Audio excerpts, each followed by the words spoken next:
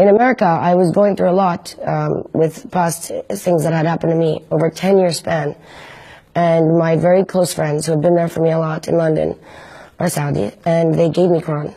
And I brought it to New York because I was learning, and it opened doors for me to experience and spiritually to find another, true meaning.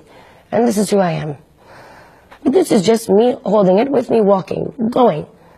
Whereas the paparazzi maybe across the street, I didn't know. And they crucified me for it in America.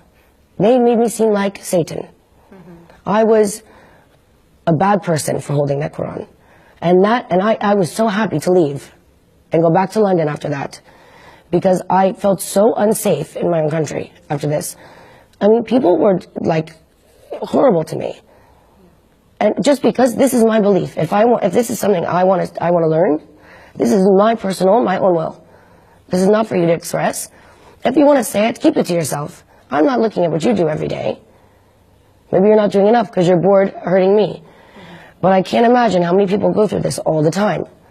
And that made me feel like an outsider. So I understand why, the Turkish people are upset, because they live in a great, beautiful place.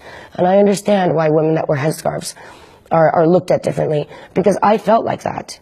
So when I was in Antep, she put that headscarf on me, I felt really honored because of that.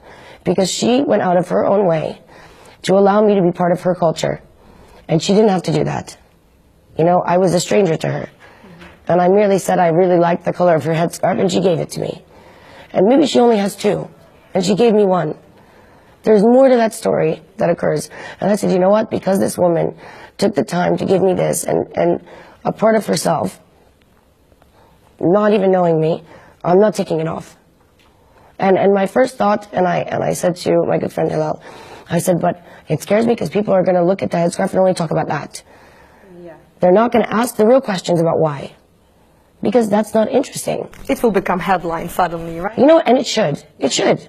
It should be headlines. It's okay, because in Turkey you have a free will as a woman if you want to or you don't want to. That's why it's amazing here. You can choose what you want, and it's accepted.